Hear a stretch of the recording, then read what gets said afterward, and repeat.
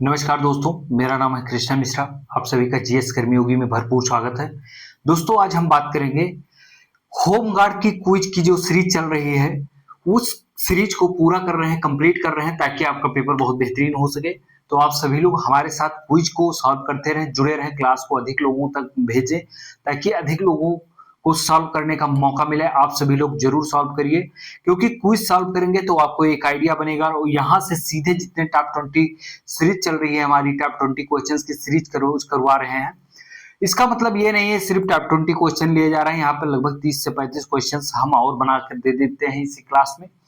आपको इधर उधर भटकने की जरूरत नहीं है, सीधा क्वेश्चंस के उत्तर हम इसलिए दे रहे हैं, 4 ऑप्शंस देने की कोई जरूरत नहीं है। आपके पेपर में वन लाइनर क्वेश्चन आने वाले हैं। आपका पेपर बहुत आसान होने वाला है, आपके पेपर में माइनस मार्किंग भी नहीं है। तो आप सभी लोगों के लिए इतना महत्वपूर्ण क्विज किया जाए तो इस क्विज को मिस ना करें। अगर आप क्विज को मिस कर रहे हैं तो समझिए कि आप लोग अपना बहुत नुकसान कर रहे हैं। तो नुकसान ना करें, आप हमारे साथ तुरंत जुड़े।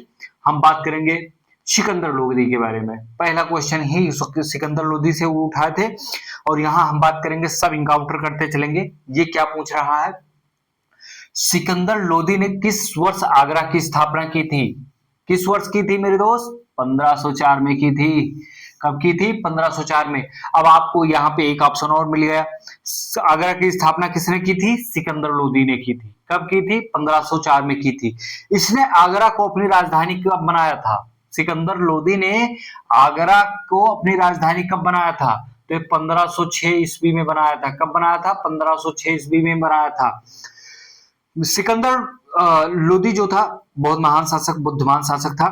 लोदी वंश का संस्थापक कौन था? आप सभी को ये क्वेश्चन नोट कर लीजिएगा, लिखे नहीं है, बता तो रहे हैं, लिख लीजिए। सिकंदर लोदी वंश का संस्थापक कौन था?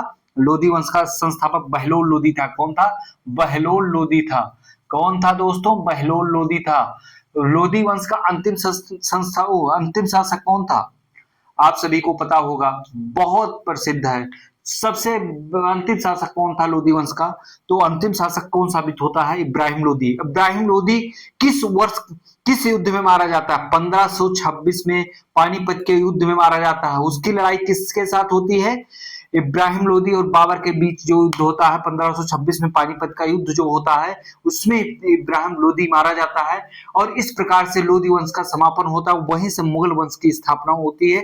किसकी स्थापना होती है? मुगल वंश की स्थापना होती है। मुगल वंश का संस्थापक कौन था? बाबर था। तो आप सभी लोगों को एक साथ में कितने क्वेश्चन करवा दिए? 5 क्वेश्चन। 5 क्वेश्चन नोट करिए, एक के साथ 5 क्वेश्चन बन रहे हैं, यानी कि आप सभी लोग बहुत बेहतरीन क्विज के साथ जुड़ गए हैं। तो आप सभी लोग बेहतरीन क्विज को सॉल्व करने के लिए आप सभी लोगों को जीएस कर्मयोगी से जुड़ना होगा और सभी लोगों को जोड़ना भी होगा। हम दूसरे क्वेश्चन पे आते हैं। लॉर्ड रिपन ने हंटर आयोग की स्थापना किस वर्ष की थी? हंटर आयोग की स्थापना किस वर्ष की थी? 1882 में की थी। ये तो बता दिए, पता चल गया, 1882 में की थी। हंटर आयोग का गठन किसके लिए किया गया था? अब सबसे बड़ा मुद्दा तो ये फंस रहा है, पूछा जा सकता है, वन लाइनर क्वेश्चन पूछा जाएगा, बहुत इजी आएगा क्वेश्चन। हंटर आयोग किससे संबंधित है? हाँ, सबसे पहले तो हंटर आयोग शिक्षा से संबंधित है। किससे संबंधित है? शिक्षा से संबंधित है। और अब पूछ सकता है किस शिक्षा से संबंधित है? तो ये उच्च शिक्षा से संबंधित था हंटर कमीशन आयोग। इसकी गठन कब हुई थी? किस वर्ष? 1882 में हुई थी। लॉर्ड रिपन ने की थी हंटर आयोग की स्थापना। हंटर आयोग शिक्षा से संबंधित है, हंटर आयोग उच्च शिक्षा से संबंधित है। तो ये आप लोगों को एक साथ कितने क्वेश्चंस मिल गए? 4-5 क्वेश्चन मिल रहे हैं। तो आप सभी लोग क्वेश्चंस को सॉल्व करना ना भूलें, हमारे साथ बने रहें। सबसे पुराना वेद कौन सा है? सबसे पुराना वेद आपको पता होगा, ऋग्वेद। कितने वेद हैं? टोटल कितने वेद हैं? 4 वेद हैं। चारों वेद को हम यहीं पे जान लेते हैं। सबसे पुराना वेद कौन सा है? ऋग्वेद है। फिर कौन सा वेद है? यजुर्वेद है। यजुर्वेद को भी जान लीजिए आप लोग। फिर कौन सा वेद है? अथर्ववेद है। कौन सा वेद है? अथर्ववेद है। उसके बाद कौन सा वेद है? सामवेद है। 4 वेद हैं। वेद कितने प्रकार के हैं? 4 वेद हैं। कौन कौन? नाम क्या है? यजुर्वेद, ऋग्वेद, यजुर्वेद, अथर्ववेद, सामवेद। वेद कितने प्रकार के हैं? 4 प्रकार के हैं। चारों का नाम बता दिए हैं। सबसे पुराना कौन सा है? तो इसमें ऋग्वेद है। ठीक है, अब हम आगे आते हैं, फिर बढ़ते हैं अपने अगले क्वेश्चन में। मांडवी सागर तट किस राज्य के तट पर स्थित है? किस राज्य के तट पर स्थित है? गुजरात। गुजरात भारत के किस क्षेत्र में अवस्थित है? पूछ लिया जाएगा ऑप्शन 4 देकर।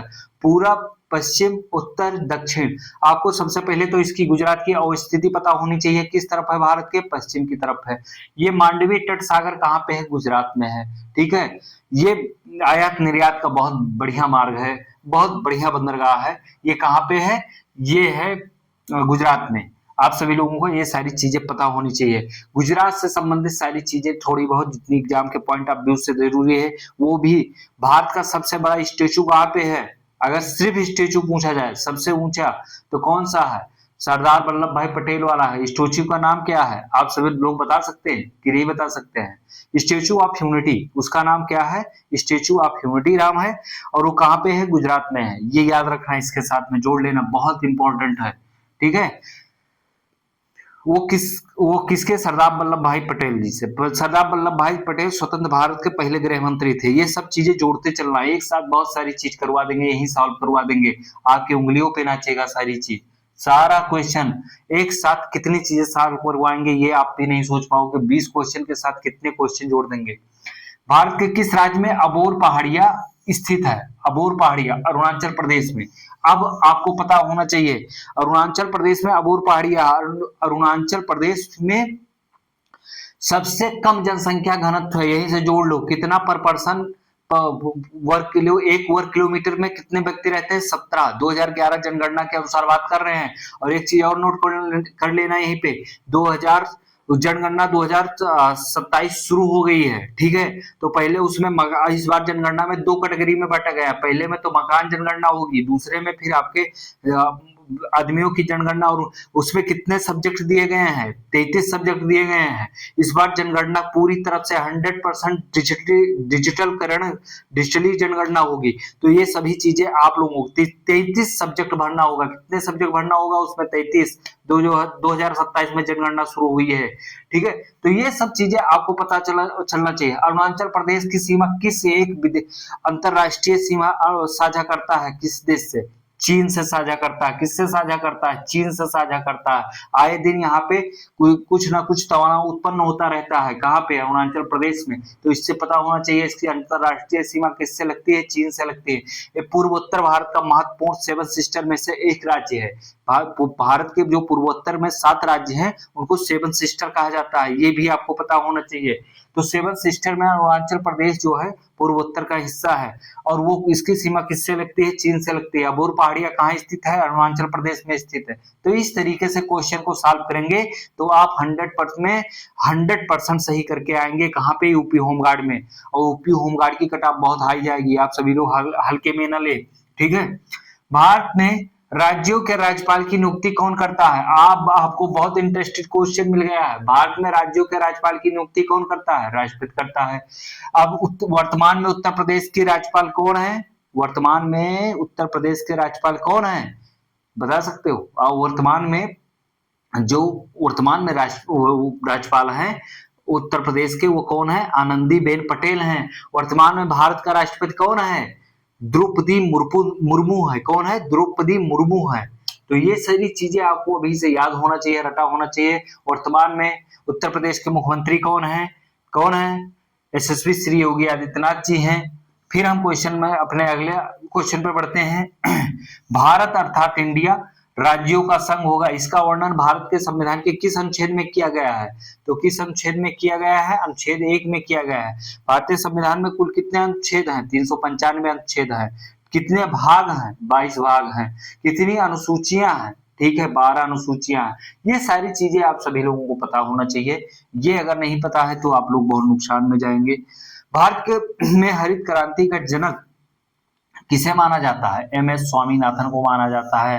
भारत में हरित क्रांति का जनक किसे माना जाता है? एम.एस. स्वामीनाथन का माना जाता है।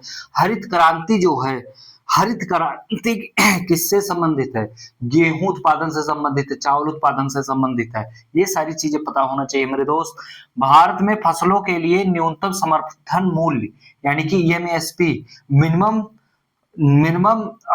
सरप्लस प्राइस, ठीक है, न्यूनतम समर्थन मूल्य किसकी सिफारिश पे या कौन सी संस्था की सिफारिश पर न्यूनतम जो भारत में भारत में फसलों के लिए न्यूनतम समर्थन मूल्य की सिफारिश कौन सी संस्था करती है? तो ये आपको पता होना चाहिए, कृषि लागत और मूल्य आयोग। लेकिन इस कृषि में जो न्यूनतम समर्थन मूल्य है, इसमें गन्ना शामिल नहीं होता है, इसकी सिफारिश अलग से की जाती है। इसके लिए एक आयोग बनाया गया, उसका गठन किया गया, वो सिफारिश करती है उसको। उस आयोग की या संस्था के अनुसार होता है कार्य। फिर आकाश का नीला रंग, नीला रंग प्रकाश की किस घटना के कारण दिखाई देता है? आकाश का रंग, अब आप पृथ्वी पे खड़े होकर देखेंगे तो किस रंग का दिखाई देगा? नीले रंग का। तो इसका किस घटना की वजह से ऐसा दिखाई देता है? प्रकाश का प्रकीर्णन के कारण से। अब आप जब चंद्रमा पे जाते हैं, चंद्रमा पे जाएंगे तो आपको चंद्रमा से आकाश का रंग किस कलर का दिखाई देगा? काला। किस कलर का भाई? काला। तो ये किस वजह से यहाँ से नीला दिखाई देता है? प्रकाश के प्रकीर्णन के कारण दिखाई देता है। मास गैस किस गैस का नाम है? मीथेन का। ठीक है, किस गैस का नाम है? मास गैस, मीथेन का। मीथेन गैस, धान में सबसे ज्यादा कौन सी गैस पाई जाती है, निकलती है? जो धान की खेती आप लोगों ने देखा होगा, वहां से किस गैस का उत्सर्जन होता है? मीथेन गैस का। पशु जब जुगाली करते हैं, जुगाली मतलब जब चारा खाने के बाद बैठते हैं और जुगाली करते हैं, अपने खाए हुए भोजन को बाहर निकाल के फिर से कूच के उसको अंदर पचाते हैं, तो उससे कौन सी गैस का उत्सर्जन होता है? मीथेन गैस का उत्सर्जन होता है। ये सारी चीजें आपको पता होनी चाहिए। फिर विटामिन ए का रासायनिक नाम क्या है? रेटिनॉल है। विटामिन ए का रासायनिक नाम क्या है? रेटिनॉल है। विटामिन ए की कमी से कौन सा रोग हो जाता है? रतौंधी होता है। कौन सा रोग होता है? रतौंधी होता है। और इसका रासायनिक नाम क्या है? रेटिनॉल है। विटामिन ए के लिए भरपूर मात्रा किसमें पाया जाता है? गाजर में पाई जाती है, और अंकुर गेहूं में पाई, और बहुत सारी चीजों में पाई जाती है। ठीक है। ठोस कपूर सीधे गैस में किस प्रक्रिया के कारण बदल जाता है? ऊर्ध्वपातन की वजह से बदल जाता है। ठोस कपूर सीधे गैस की किस प्रक्रिया के कारण बदल जाता है? ठीक है, ऊर्ध्वपातन की। ठोस, जैसे ठोस कपूर लिए आप, तो उसको जलाए तुरंत वो गैस में तब्दील हो गया, तो किस कारण से हो गया? ऊर्ध्वपातन के। यही पारा के साथ होता है, यही बर्फ के साथ होता है। आप लोगों को ये सब पता होना चाहिए। श्वेत क्रांति का संबंध किससे संबंधित है? श्वेत क्रांति जो हुई थी, श्वेत यानी कि सफेद क्रांति कह सकते हो इसको। श्वेत क्रांति किससे संबंधित है? दुग्ध उत्पादन यानी कि दूध के उत्पादन से। ठीक है। श्वेत क्रांति के जनक कौन थे? डॉक्टर वर्गीज कुरियन थे। कौन थे? डॉक्टर वर्गीज कुरियन थे। भारत में सबसे ज्यादा दूध उत्पादन किस राज्य में होता है? उत्तर प्रदेश में होता है मेरे दोस्त। ये बहुत इंपॉर्टेंट है आप लोगों के लिए। नीली क्रांति किससे संबंधित है? नीली क्रांति मत्स्य पालन की खेती से संबंधित है, जिससे मत्स्य पालन को बढ़ावा दिया जाता है, और सरकार इसके लिए बहुत बड़ी बड़ी योजनाएं, बहुत बेहतरीन बेहतरीन योजनाएं चला रही हैं। जूट की खेती का मुख्य रूप से किस राज्य में होती है? जूट की खेती मुख्य रूप से किस राज्य में होती है? तो पश्चिम बंगाल में। अगर आपसे पूछ लिया गया जूट का उत्पादन सबसे ज्यादा भारत के किस राज्य में सबसे ज्यादा होता है, तो आपको पता होना चाहिए पश्चिम बंगाल में। ठीक है। जूट का कार्य जूट का मुख्य कार्य क्या किया जाता है? बोरे बनाने के, टाट के बोरे जो बन के आते हैं, आप लोगों ने देखा होगा, तो जूट से उसको बनाने का कार्य किया जाता है। फिर क्वेश्चन नंबर अगले पे आते हैं। भारत में सर्वाधिक दलहन का उत्पादन किस राज्य में होता है? मध्य प्रदेश में होता है। कहाँ पे होता है? मध्य प्रदेश में सबसे ज्यादा दलहन का उत्पादन होता है। अगर पूछ ले भारत का दलहन केंद्र कहाँ पे स्थित है? कानपुर में स्थित है। भारत में सब्जी का अनुसंधान केंद्र कहाँ पे स्थित है? बनारस में स्थित है। तो इस प्रकार से आपको हमने लगभग, मेरा आंकड़ा है कि लगभग आपके सामने 20 क्वेश्चन बताए थे, लगभग आपको 50 क्वेश्चन तैयार करवा दिए। और इतनी कम टाइम में 10-12 मिनट में आपको अगर 50 क्वेश्चन तैयार हो जा रहे हैं, तो इससे बड़ी बात कुछ हो ही नहीं सकती, और आपको इससे बड़ा तोहफा नहीं दिया जा सकता। तो मेरे तरफ से जितना हो सकता है आपको पूरा भरसक और पूरा प्रयास करके आपको पूरा पैकेज दे रहे हैं, ना कि आपको हम किसी इधर उधर भटकाव के माध्यम से आपको इधर उधर भटकने का टाइम नहीं, क्योंकि आपका पेपर बहुत करीब आ गया है। बहुत जल्द ही आपका पेपर होने वाला है। आपके पेपर की डेट बहुत करीब आ रही है धीरे धीरे। तो आप सभी लोग मेहनत करते रहिए, लगातार लगे रहिए। मेहनत करने से हो जाता है, सब कुछ होता है मेहनत करने से। मेहनत के भरोसे अगर चलेंगे, ईश्वर पे भरोसा बनाए रखें और मेहनत करते रहिए लगातार, और क्विज को सॉल्व करते रहिए। जीएस कर्मयोगी से जुड़े रहें। जीएस कर्मयोगी को भी अधिक से अधिक शेयर करें, ताकि आपके सिलेक्शन में कोई दिक्कत ना हो, आप सभी लोग जल्दी से जल्दी सिलेक्शन पाए। और हमारा पूरा प्रयास है कि आप तक बहुत बेहतरीन और वही क्वेश्चन हम आप तक पहुंचाएं जो आपके एग्जाम में सीधा सीधा छप कर आने वाले हैं। तो इस प्रकार से आज की क्विज का ये क्लास समाप्त हुई। हम अगले क्लास में मिलेंगे, तब तक के लिए जय हिंद, धन्यवाद।